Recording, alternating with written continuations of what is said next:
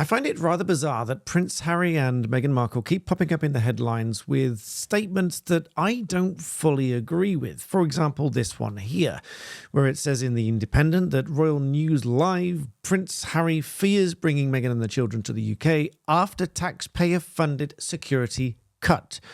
Now, if you were to take that by itself, the ordinary, reasonable reader would probably, in my view, read that to mean that their taxpayer-funded security has been cut entirely. Let me know what you think in the comments, whether you agree with that, whether that's what you would think from reading that headline. They've had the taxpayer-funded security cut. Does that mean that it's gone completely, or just reduced or changed in the way that it's provided? Because that's what I'll talk about in this video. So first of all, welcome back to Secrets. It's great to have you here. I love chatting to you about these things. This is my Secrets channel. If you're looking at me thinking, why am I not talking about the law? That's over on Black Belt Barrister. You'll find that over there. Here is much more freely discussing all of the things that are in the news and what I think. So please do subscribe. I really appreciate that. And it helps all of my channels grow. And I'm happy to have you here with me. And so I'm back at the desk today. I'm not in a compromised, stretching position. You'll be pleased to hear, probably. But looking at this headline, the reason I do this Secrets channel is because I tear apart these headlines in the way that a lawyer would, but I'm doing it with injecting my opinions and my thoughts and things like that. Now, I do take issue with headlines like this because, with the greatest respect, when they are aimed at the mass public, they give what is really a definitive statement in a headline. There's no question mark there. There's no asterisk to say it will be explained further down. It sort of will be explained further down. I haven't read it in full, so you can go and read that. If you Google the headline, you'll find the article. You can go and read it in full. But what I am going to talk about here is what has really happened in terms of his security and being cut and all the rest of it, as against this headline. Now, you may be, or you'll be forgiven for thinking, why on earth is this back in the headline again? Well, this was literally 26 minutes ago as the time of recording, as you can see here by the timestamp on there. Now, the point here is, if I take you back to this document here, which, if we scroll to the top, this was, well, it was an application essentially by the King on the application of the Duke of Sussex, Prince of Harry, because this is essentially the royal family and the Home Secretary of State for Home Department. So it's brought in the name of the King, which is quite interesting by itself.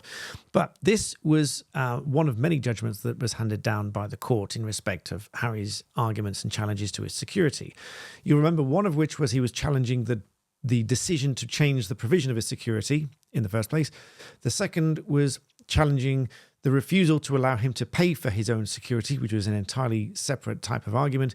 And then there's been subsequent bits where he's narrowly been allowed to argue certain things and so on. But this is particularly with regard to the decision of changing his security. And that's what this judgment is here. So if I go to the bits here that I've set out and highlighted, this decision of the 28th of February 2020, so going back some years now, this essentially, at the very least ostensibly, is what this headline is talking about, because it says that he fears bringing his wife and children to the UK after the taxpayer-funded security has been cut. Now, if we read into the article a little bit, we get snippets of GB News royal correspondent Cameron Walker saying that he, Prince Harry, doesn't feel that his family is safe when they're in the UK because they do not have police protection officers with the Met Police with him. So perhaps that's the main reason why he isn't bringing Meghan and Archie and Lilibet to the UK, because they can't guarantee, he would say that he can't guarantee their safety. Now, I'd be the first to say, well, no one can guarantee anything. That's the only thing I can guarantee you. So no one can guarantee anyone's safety. But that is, of course, why these security provisions are put in place in the first place. And so with VIPs and members of the royal family and particularly vulnerable people in certain positions, including judges, they have certain protection. And that is decided by various departments, and one of which is RAVIC.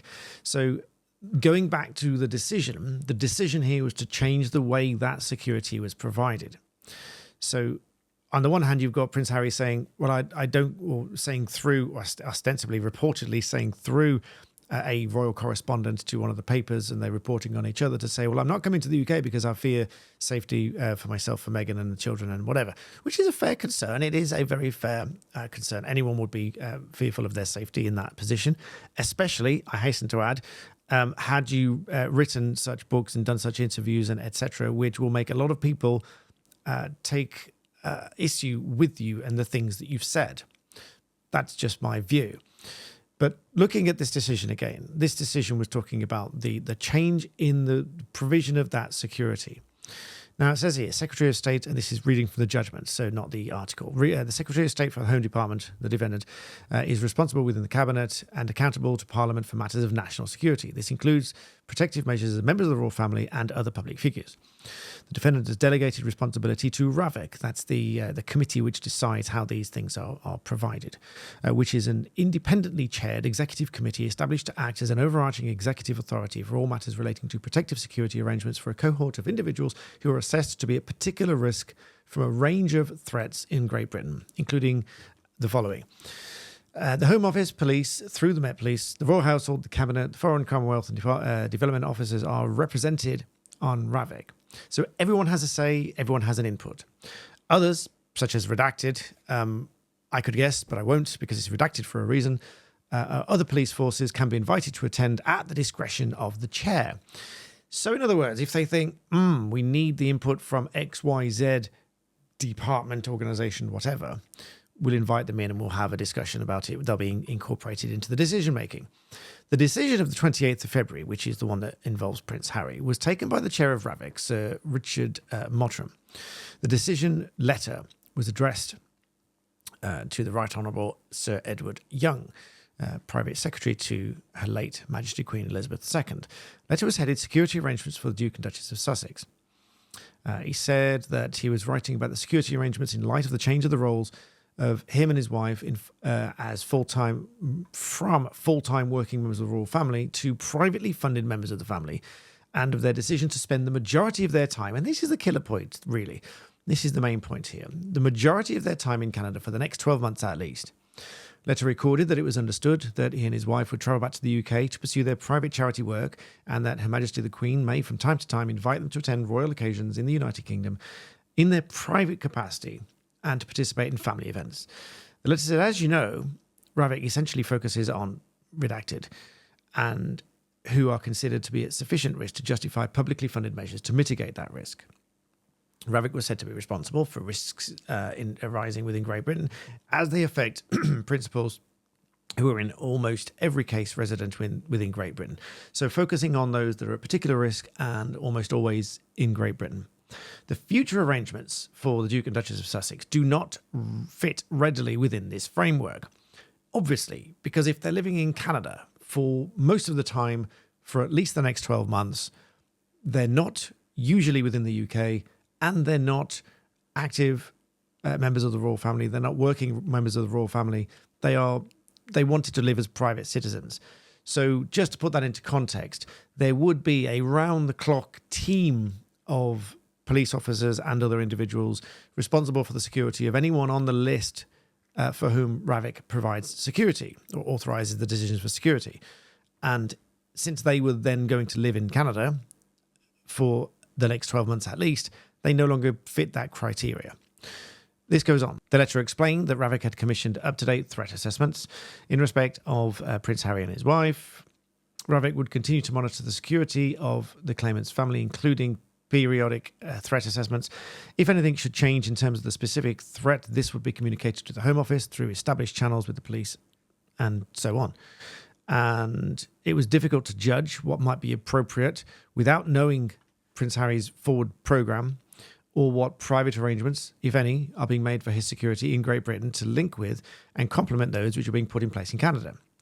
It was therefore thought to be sensible to put in place liaison arrangements between Her Majesty the Queen's private office, who would obviously be familiar with his movements, the Met Police and the Home Office in order to look periodically at any forward engagements that may potentially warrant additional security attention.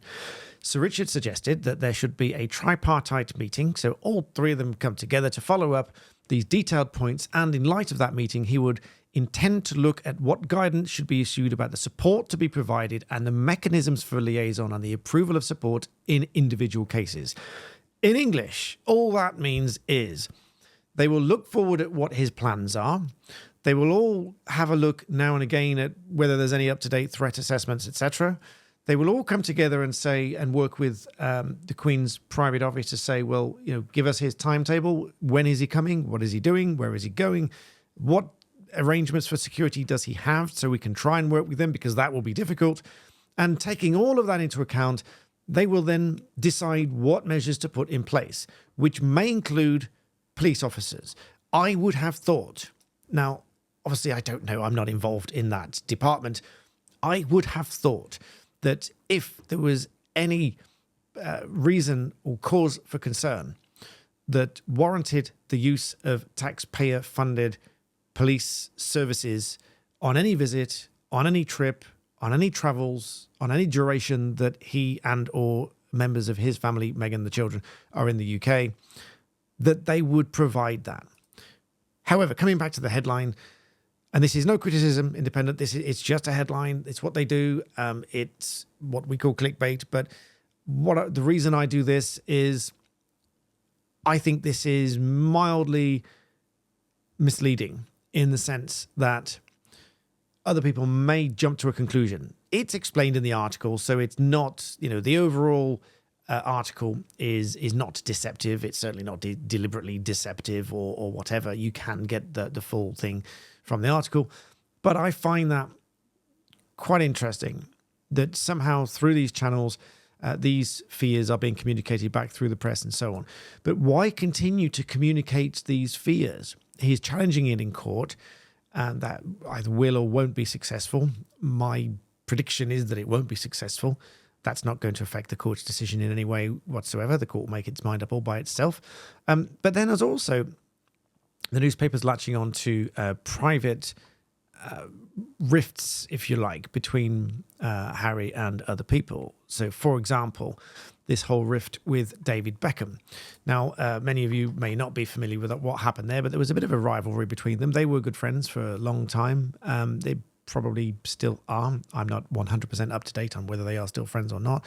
But in essence, if you recall Tom Bower's biography, The House of Beckham, there were lots of incidents there referred to which essentially showcased the deterioration of the relationship between Prince Harry, Meghan Markle, David Beckham, etc. And one of the key points there was back in 2018 from the Invictus Games. Allegedly, according to the writing, Meghan had told Harry not to engage or to snub, to use the word that was used somewhere, David Beckham, to avoid media competition. And so that left David Beckham confused, puzzled, probably upset about being excluded and not having the two together so as to avoid that media competition. And apparently this came from Meghan, according to everything I've just read. And so avoiding that competition in the press to get the limelight and so on. But then the newspapers go on to write, and I think the biography, although I haven't read the biography, but I've read about snippets from it, said that David Beckham did somehow sort of come back, and the newspapers say took revenge. I'm not sure that was exactly what was on his mind, but I think it was just a little bit of, but let's call it just a response to what happened during the World Cup. Apparently, David Beckham flew over 7,000 miles from Qatar to Boston to join the Prince and Princess of Wales with President Biden to celebrate the launch of the Royals Environmental Earthshot Prize during the 2022 World Cup. And on the same day, according to Mr. Bower, Harry and Meghan were looking to impress Americans during an event in New York. And inevitably, that was overshadowed by the constellation of celebrities in Boston, as it was put. And reportedly, Mr. Bauer said Beckham had got his revenge for the Sydney snub. And so the newspapers are all over this. And if I was David Beckham, I'd be quite upset by that, because if they'd been friends for a long time and then they'd been snubbed just because of media competition. And yes, of course, David Beckham is arguably one of the most famous people worldwide and has been for a very long time. I think Prince Harry is as well, but for possibly the wrong reasons for a lot of people. Again, let me know what you think in the comments, politely and respectfully, please. But when it comes to headlines talking about the security and things like this, I do agree that there is cause for concern, and I understand why he would be worried about the security and bringing his family here. But when we look at headlines like this, don't just assume that it's all gone, because when he does come here, for the reasons I've explained in the judgment I just showed you, that it details bits of the letter where it is an ad hoc bespoke security. So they will decide what security he needs and when he needs it and where he's going. It's just not around the clock, regardless of whether he's in the UK, which I think makes perfect sense. Because if they're not in the UK for the majority of the time, then they shouldn't have this full paid team round the clock at his disposal if he's not here. So I hope you found that interesting, an insight into some of the British headlines. For those of you that are not in the United Kingdom, I know that a lot of you watch from around the world, and I'm very grateful to have you here. Please do bop that subscribe button. I love to have this channel grow. I love to sit here and chat with you. Let me know what other things you'd like me to chat about. It's not all Harry and Meghan. It just so happens that this one popped up, and following the previous videos, it seems to be perpetual motion. And so what I'm saying is, it's not my fault. It's always in the media. So if it's always in the media, clearly people are looking to talk about it, hear about it, and here I am to talk and criticize it. So there we are. I hope you found that interesting, enjoyable, vaguely interesting, to adopt the phraseology of my learned friend Alan Robert Shaw of Art of Law. Go and check him out as well. Great character and excellent videos there as well. So thank you for watching. Thank you for joining me. Love to have you here, and I'll see you next time.